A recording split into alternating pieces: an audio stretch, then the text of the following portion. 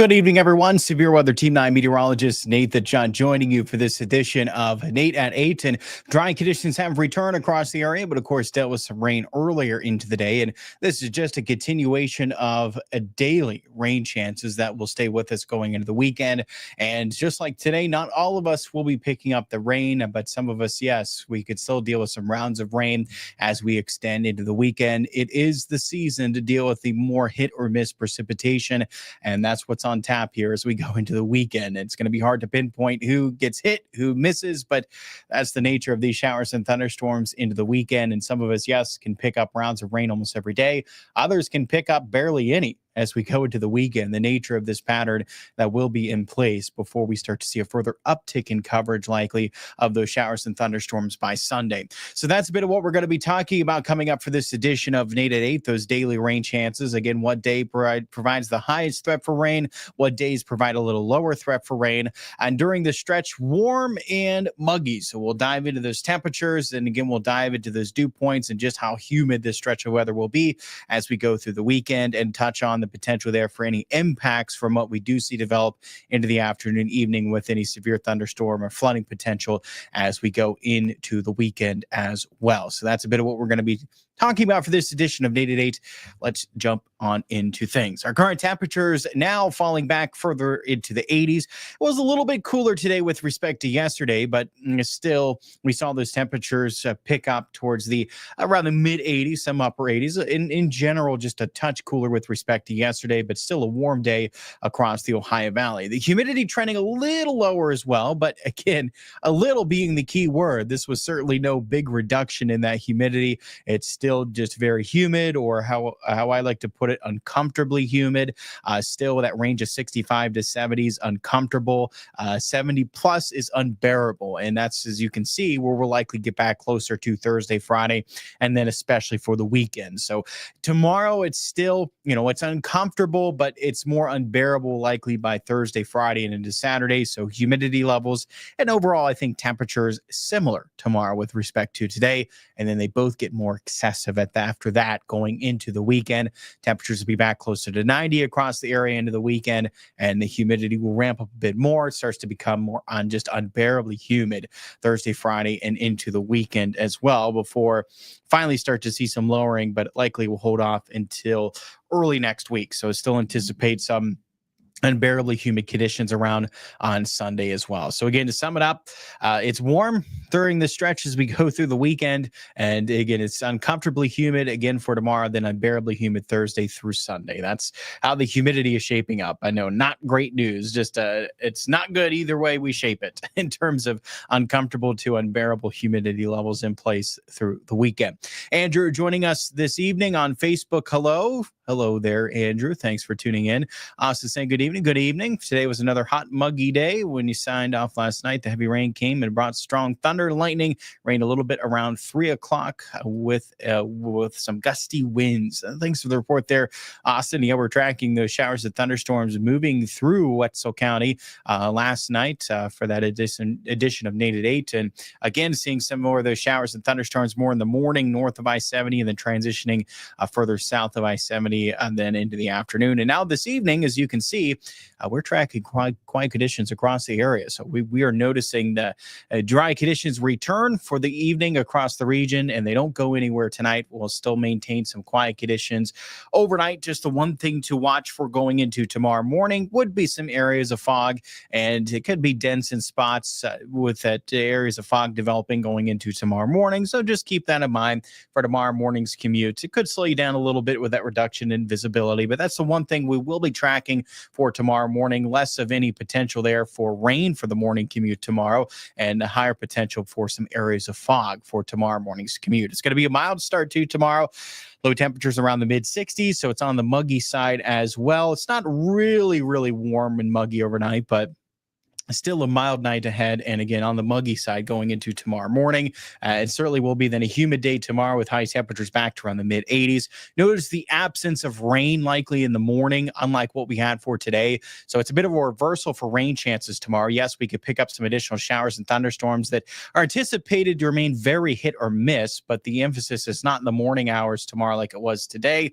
It's, as you can see, into the afternoon. And we'll watch even around midday, but more so in the afternoon hours that we could pick up some additional showers and thunderstorms. Again, coverage does look very hit or miss, but the potential is there for some showers and thunderstorms again, primarily for the second half of your day on Wednesday.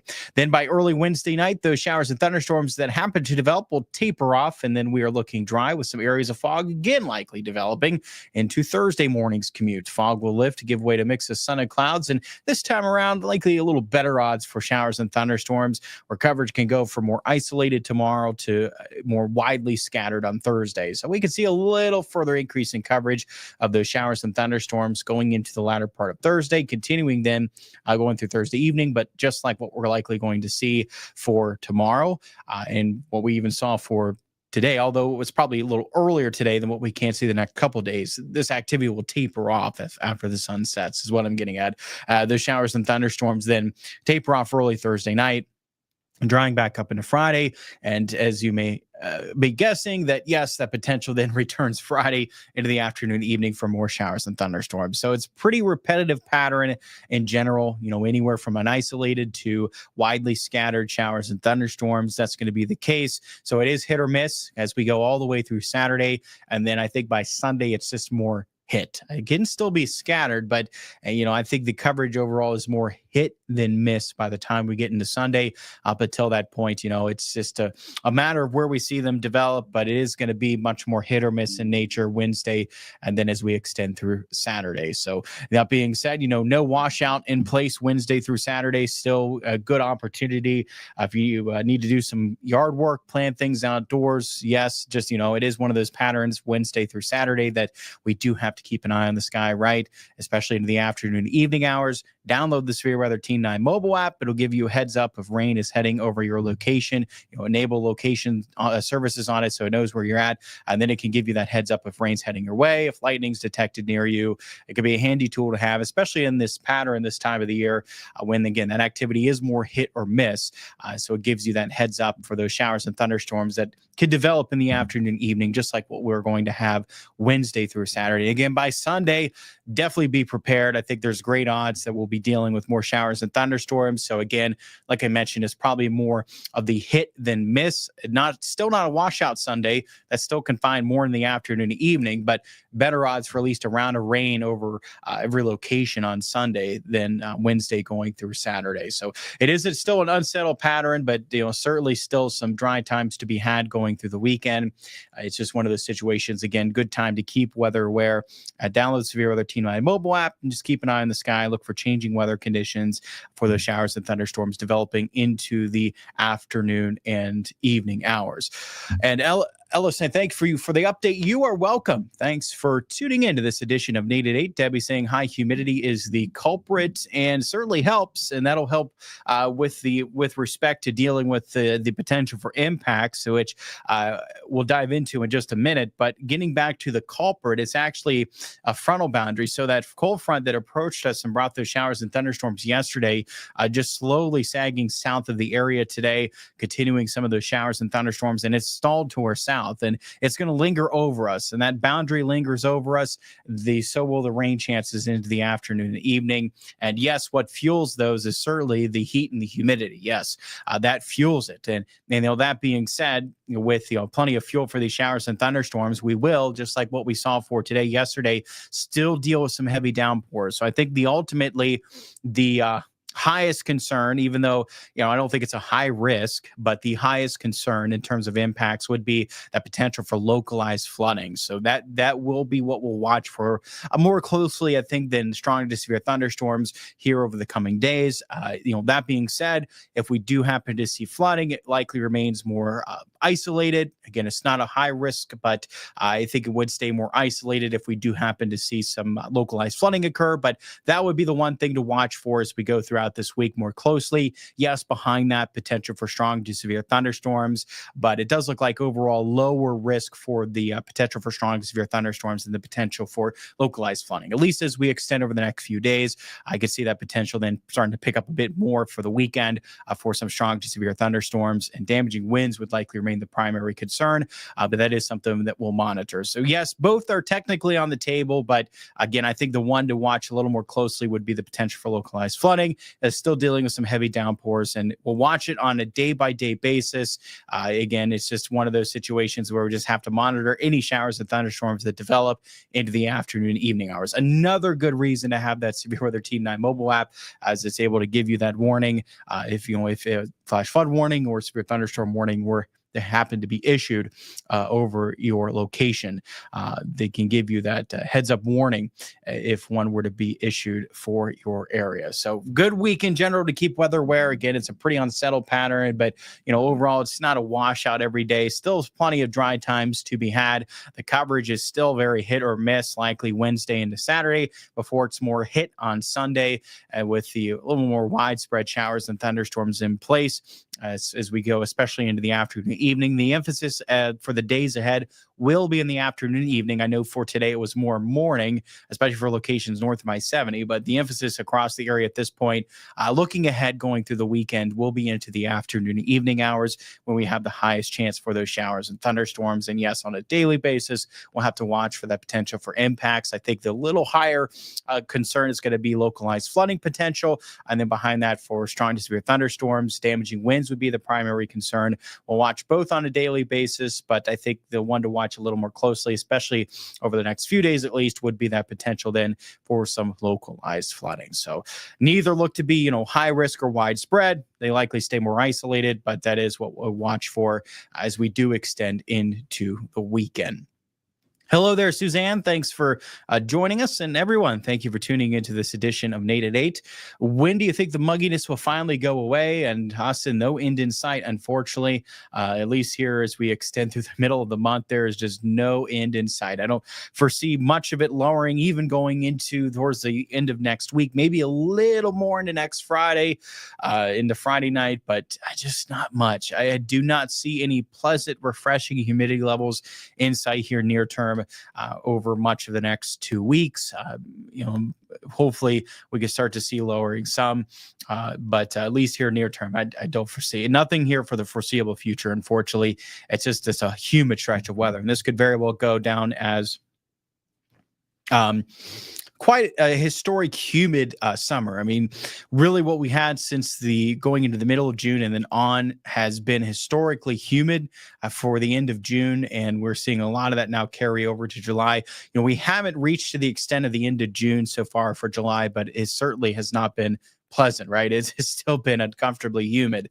These dew points are still well in the 60s for a lot of July so far, and at times into the 70s, just like what we had for yesterday. 70 plus is where it starts to get unbearably humid for those dew points. That's the range where we were, right around 70 into the 70s for around a little over a week straight. That was at the end of June. So, we haven't reached that excessive of a stretch there of unbearably humid conditions so far for July, but we're not far from it. So certainly has been, really so far, in my opinion, a pretty historic in terms of humidity stretch of weather that we've had, especially since, the beginning of astronomical summer, but really even looking back since the middle of June as well, since we saw that pattern. And if you think the pattern flip, if you think back to the beginning of June, we still had some quite dry air in place. Dew points at the beginning of June were even back into the 40s. We had some very dry air still in place, and boy, that would feel great right about now. And those dew points haven't quite, but not far from almost doubling in values from what we had at the beginning of June, what we had at the end of June. So it certainly has been crazy flip of conditions here as of recent over the past month.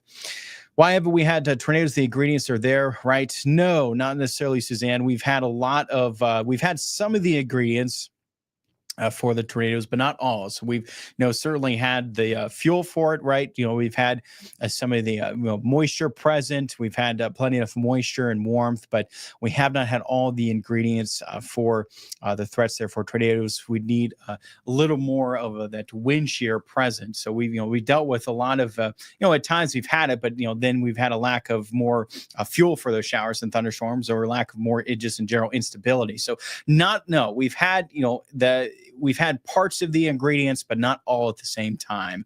What we're really lacking for a lot of this stretch, and what we've seen for a lot of it as well here over the past couple of weeks, we dealt with more showers and thunderstorms, but the tornado risk has remained low as we've been dealing with and less of that the wind shear that's getting that change in wind speed and direction with the atmosphere, and you start to get more of that rotation in the atmosphere, then that can start to yield that higher risk for tornadoes. We've had that at times, but most days we've had it lacking, and we've had then therefore a very low risk for tornadoes, but still, again, a lot of fuel for showers and thunderstorms with the heat and the humidity. So we've had more of a damaging wind potential with a lot of these showers and thunderstorms, and even the potential for at least some small hail within these as well, is what we've noticed more as of recent. But yes, just a matter of all the ingredients coming together. So some, but not all, to sum it up in terms of dealing with the tornado threat for most of these days over the past, not only this week, but really past couple of weeks. So glad we haven't had any. I agree, Crystal. Absolutely.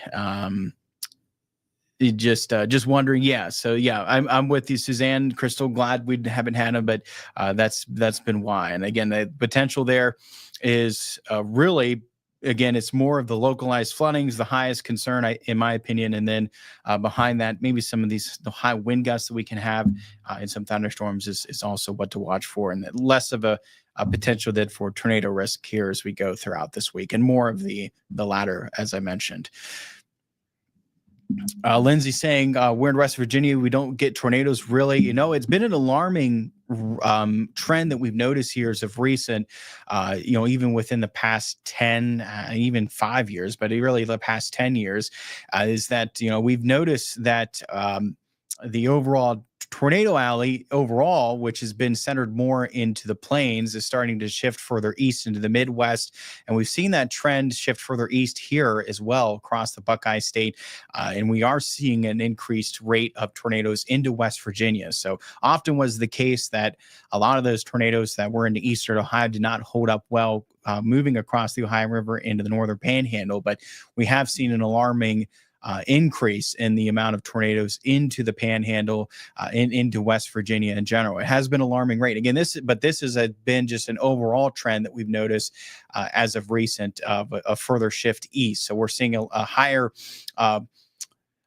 rate of tornadoes across Illinois, Indiana, and yes, even here in Ohio, as well as into the northern panhandle, even for us here into the Ohio Valley. It's been an alarming trend further east, and something that certainly needs further studying.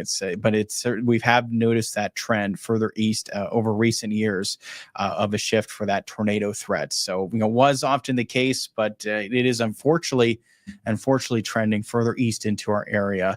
Obviously still the highest risk for tornadoes in general is well towards our west, but our rates of dealing with tornadoes has increased over recent years. So it's an alarming trend, that's for sure, and something we'll keep a close eye on. I believe we had National Weather Service Office of Pittsburgh meteorologist, I believe it was Fred McMullen, that was talking about that as well. We interviewed him, I believe, for one of our previous tornadoes. I'm trying to remember which one, but it was one that occurred in the northern panhandle over the past year or two. I remember he was discussing that as well, just noting that alarming trend that further shifts towards the east. When was the tornado alley last updated? And again, the tornado alley got the name from just where we saw climatologically the most tornadoes occur into the continental U.S., right? And what we've seen is that alarming trend. As far as I know, it hasn't technically been changed, the tornado alley, but certainly has been research done on, and certainly the alarm bells have been raised that we're starting to see greater numbers of tornadoes further east than what was previously seen back when Tornado Alley did get its name. So something to certainly keep an eye on, and they may very well note that Tornado Alley shifting further towards the east, and maybe even extend the technical naming of the Tornado Alley further east as well. But yes, it's something that it's been an interesting note, certainly when it comes to the weather, is the further shift east that we've noticed over recent years. Debbie saying hi, Rebecca. Debbie saying hi, Rebecca. All right, everyone. Well, thanks so much for tuning in to this edition of Nate at 8. I appreciate it as always. Again, coming up for this week, daily rain chances, shower, thunderstorm possible every single day. Again, coverage is much more hit or miss near term, likely going into the weekend. Then it starts to pick up in coverage likely on Sunday. During this stretch, the potential is there on a daily basis, I think, for localized flooding.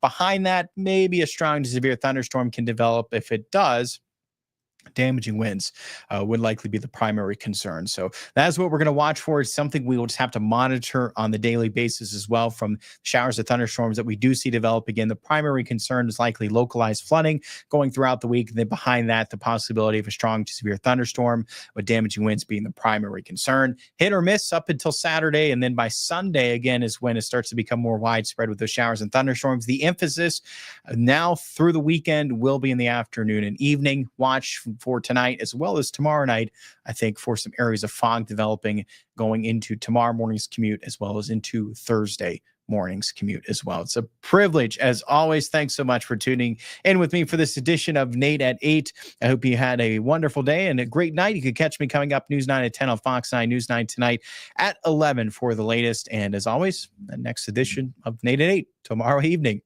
Until then, have a great night. I'll see you on the next edition of Nate at 8.